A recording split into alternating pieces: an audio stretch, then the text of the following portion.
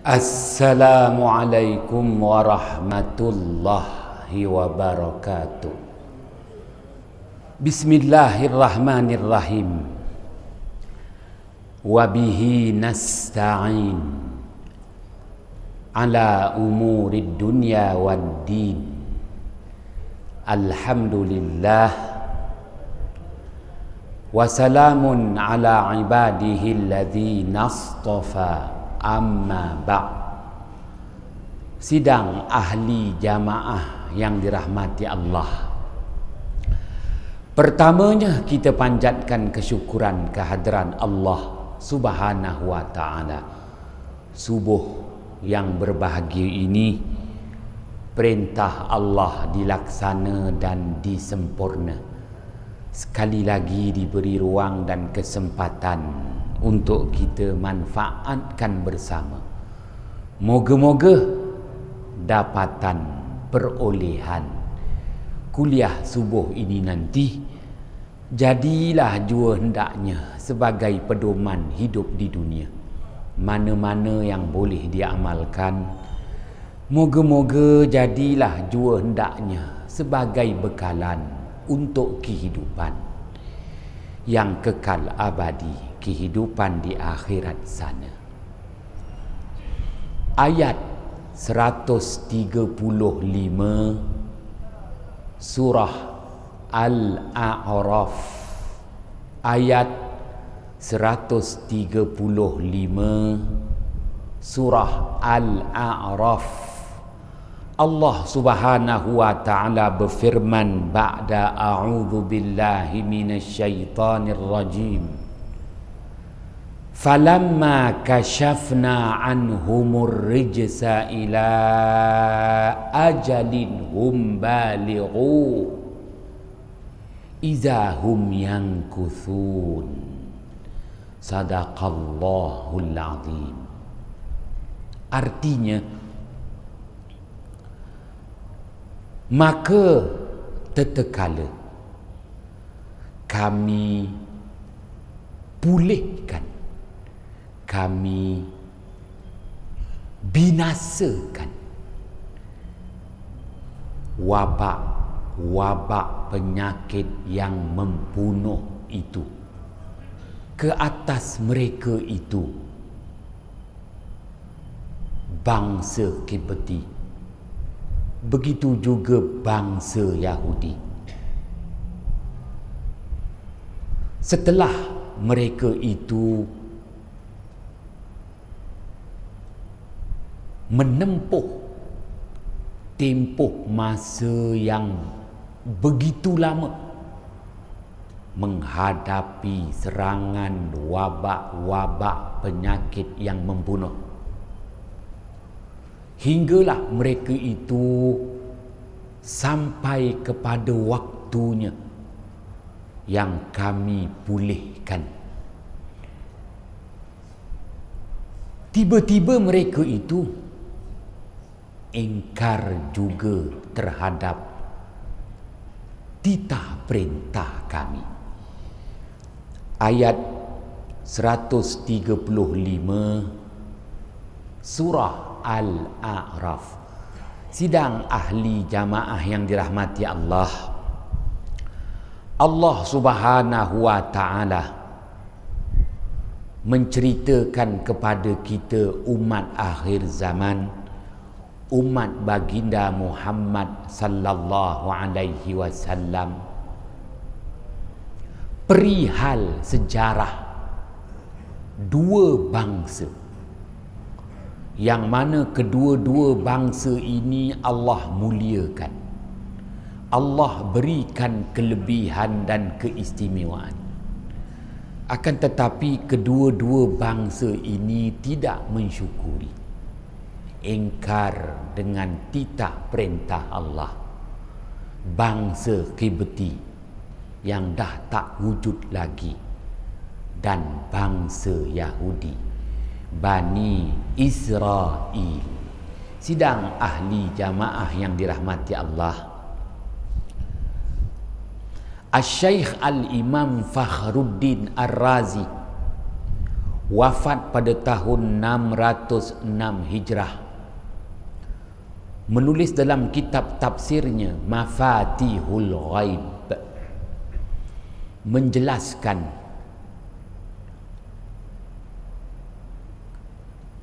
kenyataan Abdullah ibnu Abbas radhiyallahu anhuma berhubung tentang sejarah perjalanan hidup bangsa Qibti, bangsa yang Allah berikan kemuliaan, kelebihan, keistimewaan.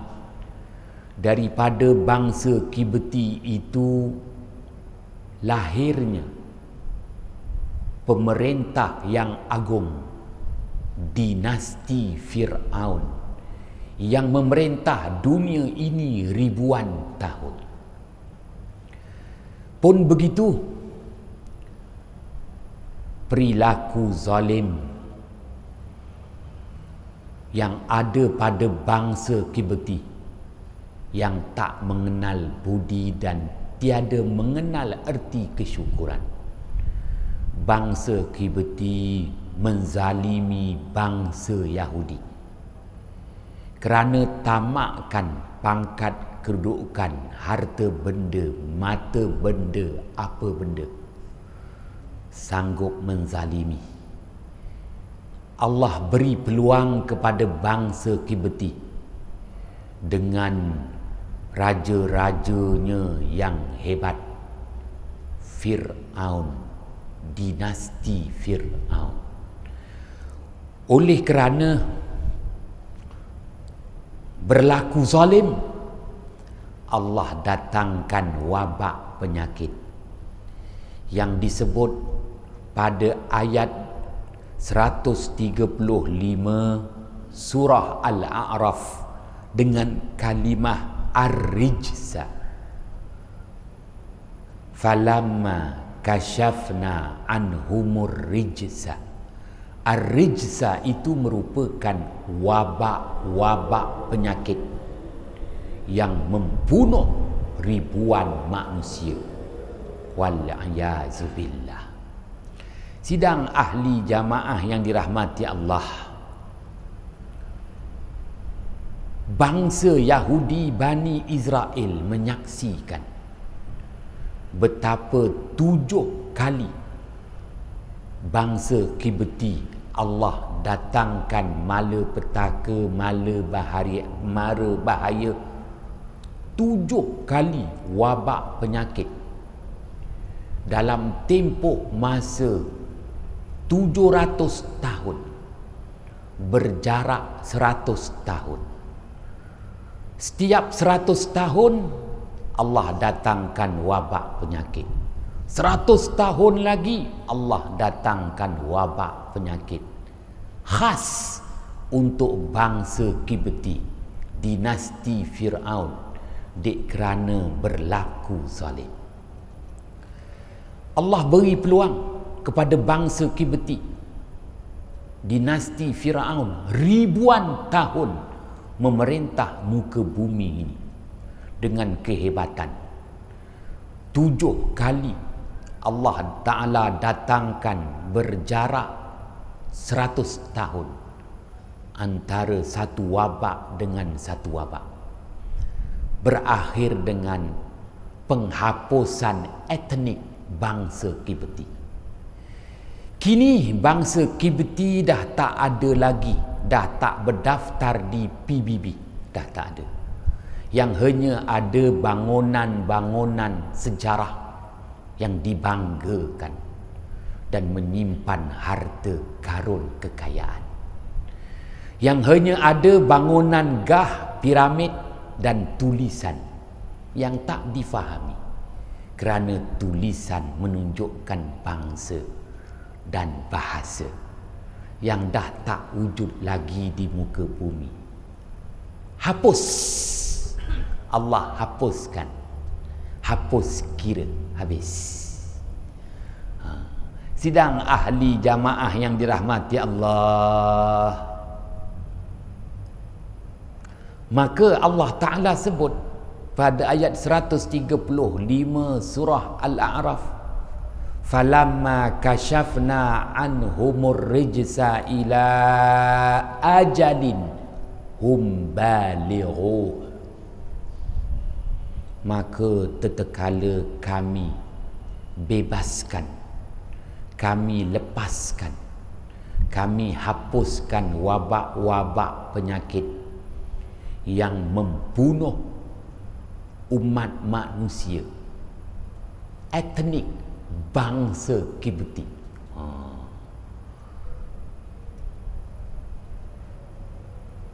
Hinggalah tempoh masa yang kami tetapkan, setelah mereka itu sampai jua kepada ketetapan menerima hukuman dari Allah. Wah, sidang ahli jamaah yang dirahmati Allah, Allah nyatakan bahawa wabak itu bukan sehari dua. Ila ajalin hum balighu, wabak yang Allah Ta'ala datangkan itu ada tarikh mula dan ada tarikh akhir, dan bukan sebulan dua. Ila ajalin hum balighu, satu tempoh masa yang begitu lama. Sejarah membuktikan bangsa Kibti berdepan dengan wabak penyakit selama 2 tahun. 2 tahun, tuan-tuan. Bermula dengan musim sejuk 3 bulan, kemuncak musim bunga 3 bulan, 6 bulan. Reda pada musim panas, maka 6 bulan pandemik. Selepas 6 bulan keadaan reda, penyakit masih tak hilang lagi, masih ada kematian. Bersih betul. Falamma kashafna anhumur rijsa, Allah bersihkan dalam tempoh masa 2 tahun. 2 tahun sengsara. Ya, semuanya sengsara. Bukan sengsara keperitan bisa menahan kesakitan, sengsara ekonomi. 2 tahun. Itu bangsa Kibti kena kerana zalim. 2 tahun. Selepas 2 tahun Allah bagi peluang. Zalim lagi, cukup 100 tahun, Allah hukum lagi. 100 tahun sekali kena. Ya, akhirnya pupus bangsa Kibti, bangsa Yahudi mengambil alih. Hingga kini bangsa Yahudi mengambil alih pemerintah di muka bumi. Ingatkan, bangsa Yahudi ambil alih baik, jahat juga. Takut-takut lebih jahat dia daripada Fir'aun. Wal-'yazubillah. Jahat juga, tuan-tuan yang dirahmati Allah. Sebagaimana kuliah yang lalu, bagaimana Allah datangkan wabak penyakit di zaman baginda Daud alaihi salam. Baginda Daud alaihi salam antara nabi rasul kesayangan bangsa Yahudi Bani Israel. Dia sangat sayang dengan Nabi Daud alaihi salam.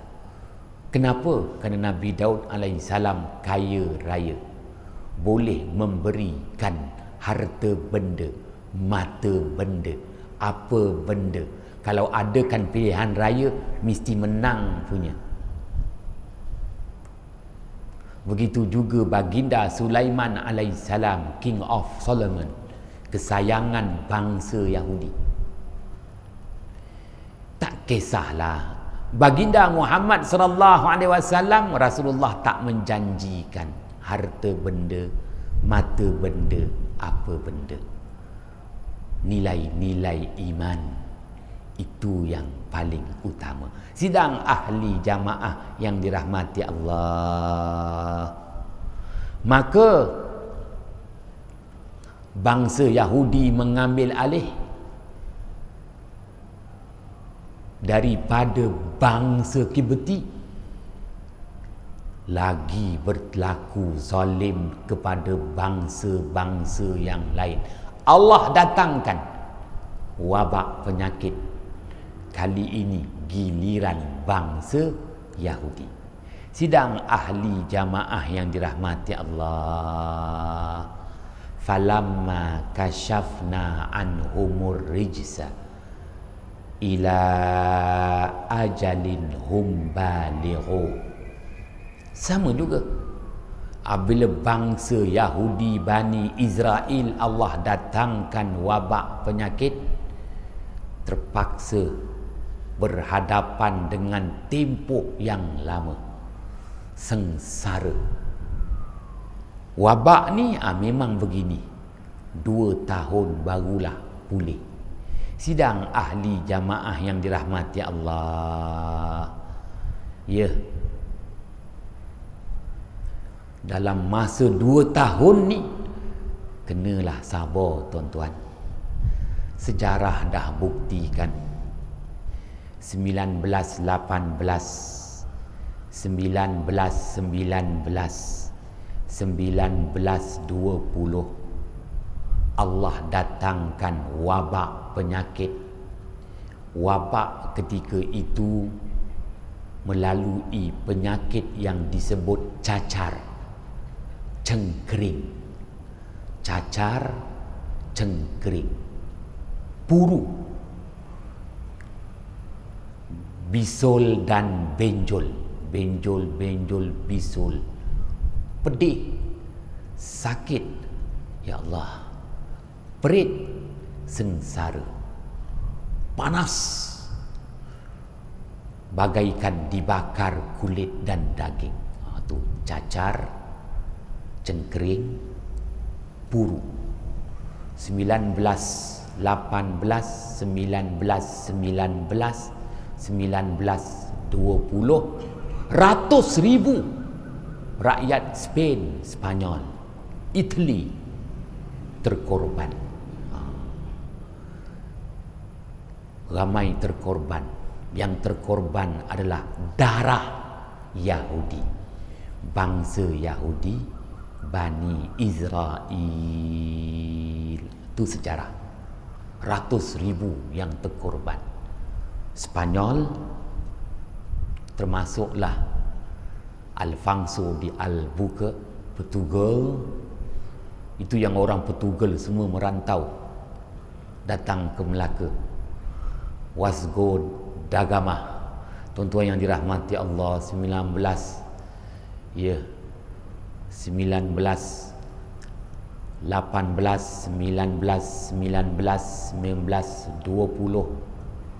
Allah timpakan ratus ribu terkorban. Ratus ribu terkorban.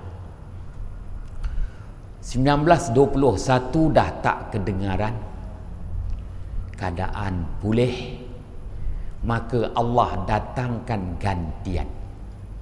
Itu begitulah sunatullah. Watilkal ayyamu nudawiluha bainan nas. Ayat 140 surah Ali Imran. Allah datangkan, tukar ganti. Setelah didatangkan wabak penyakit, Allah gantikan yang terkorban itu. Industri mobile, industri naik di Eropah. Setelah Eropah dirundung malang, wabak penyakit, berdarah Yahudi terkorban ratus ribu. Revolusi industri mula naik di bumi Eropah. 1921, 1922, 1923 sekali lagi berebut kekayaan. Dah bangsa Yahudi main perangai, main peranan pula, berlaku zalim. Ya Allah, mengheret perang dunia pertama 1924-1925, Yahudi menang. Nazi Jerman dendam dengan Yahudi. Ya, mengheret perang dunia kedua, menyaksikan Yahudi menang. Tombang Jerman habis, tombangnya Jepun. Empire Osmaniyah Turki dah tombang 1925. Tuan-tuan yang dirahmati Allah, tombang hebat Yahudi. Dia menguasai muka bumi. Dia berlaku zalim. Perang Korea, perang Vietnam, perang 6 hari. Negara-negara Arab, 6 negara Arab, Abdul Wahab, Abdul Wahib, Abdul Wahub, kalah dengan negara kecil Israel Yahudi. Hairan betul.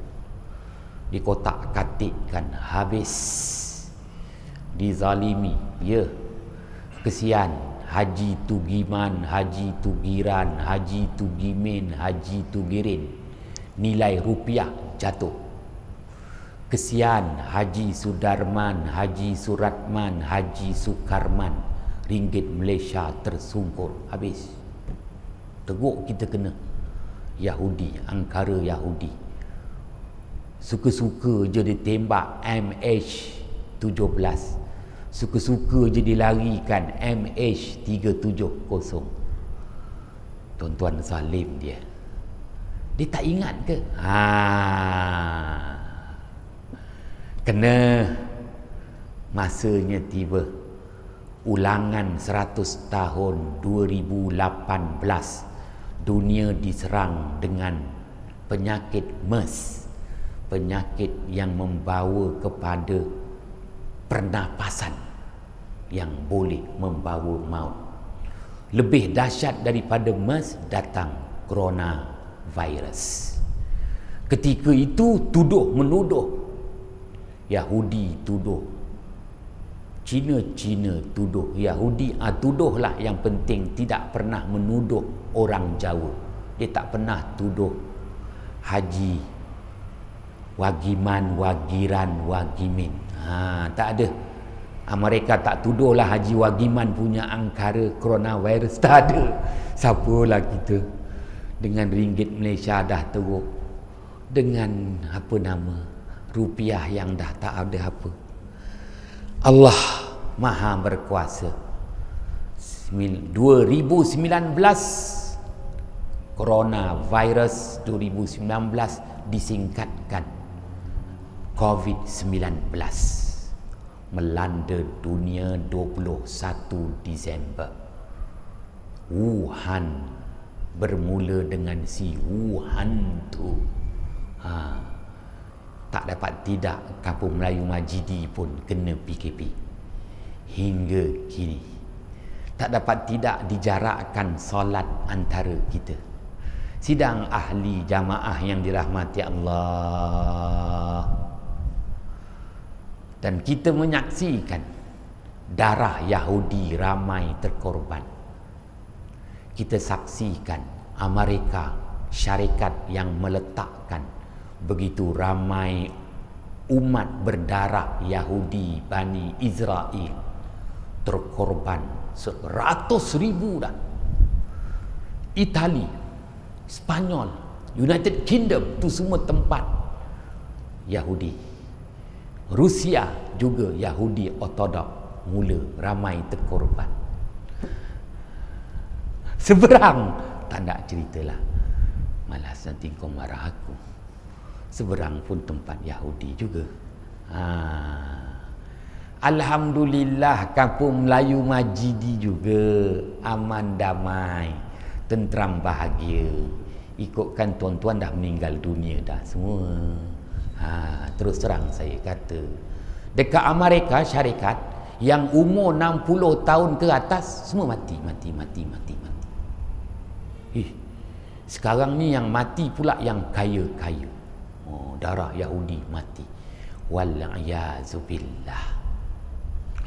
Rasulullah sallallahu alaihi wasallam bersabda, hadis riwayat Imam Al-Bukhari dan Imam Muslim, la adwa wala tiyarata wala hammata wala safara wa firra minal majzum kama tafirru minal asad, atau kama qala Rasulullah sallallahu alaihi wasallam. Tiada penyakit yang berjangkit dan menular, tiada kesialan yang dibawa oleh burung yang berterbangan, tiada kedurjanaan daripada serangga-serangga berkepak maupun serangga yang melata di muka bumi dengan kerana bisanya. Tiada kesialan daripada bulan Safar,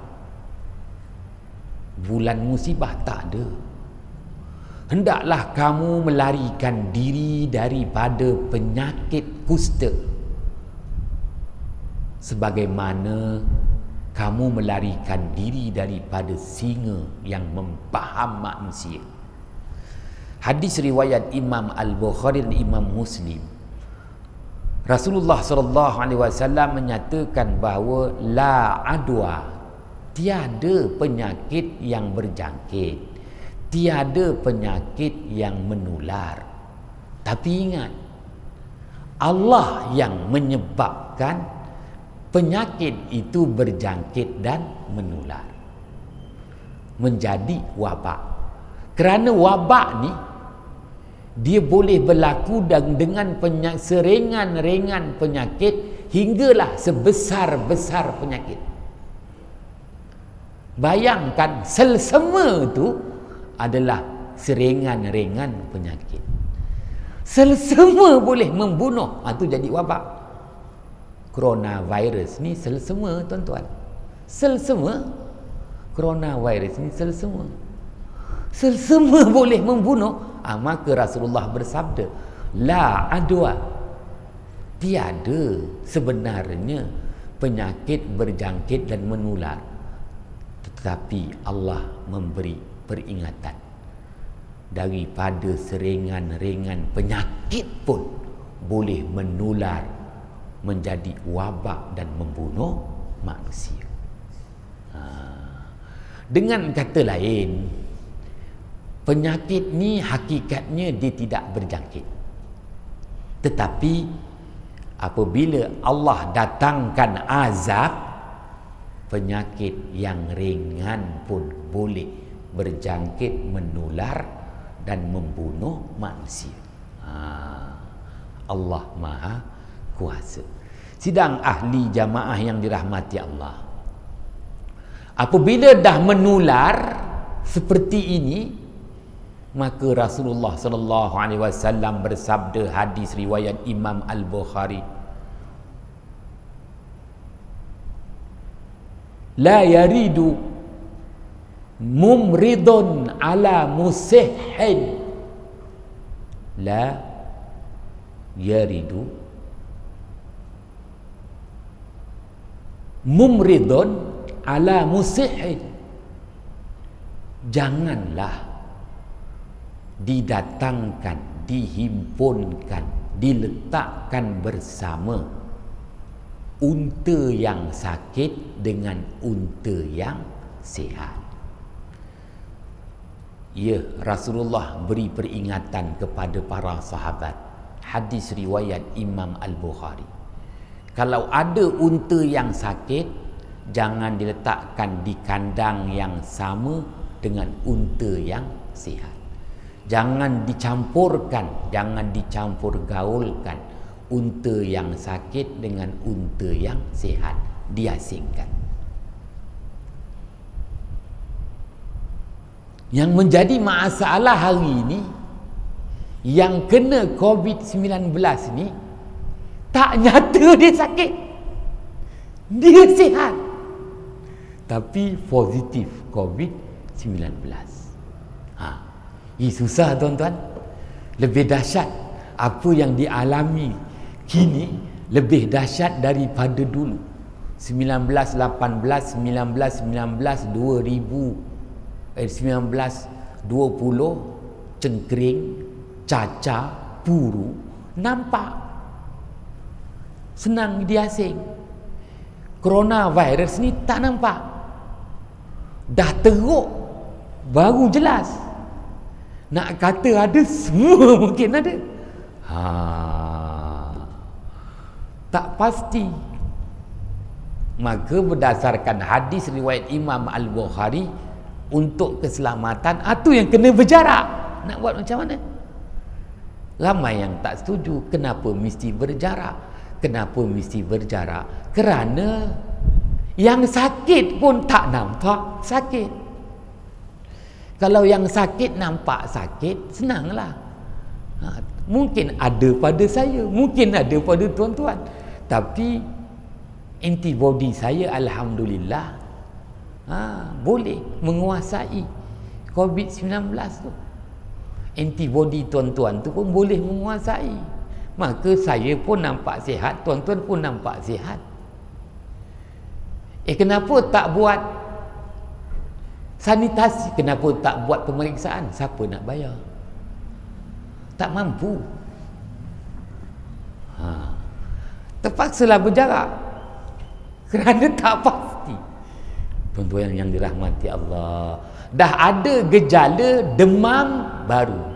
Demam tu pun tak pasti, adakah demam itu demam coronavirus ke ataupun demam yang lain ke, tak pasti. Lebih sukar wabak kini dengan wabak yang lalu.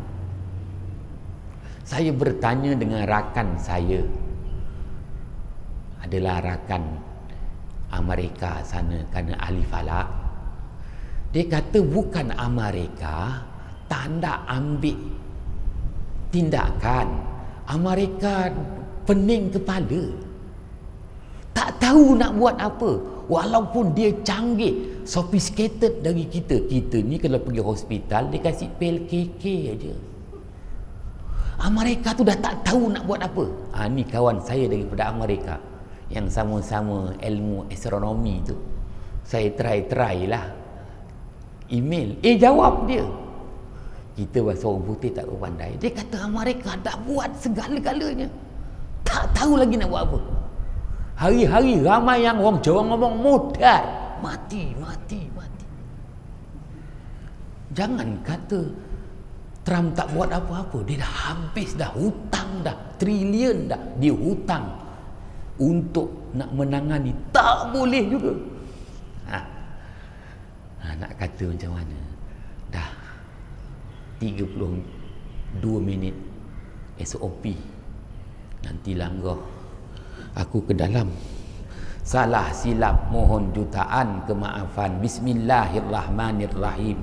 Fafahamnaha Sulaimana wa kullan ataina hukman wa ilma wa sakharna ma'a Daudal jibala yusabbihna wat tayra wa kunna fa'ilin. Ya hayyu ya qayyum ya rabba Musa wa Harun wa ya rabba Muhammadin sallallahu alaihi wasallam alaihim ajma'in. Assalamualaikum warahmatullahi wabarakatuh.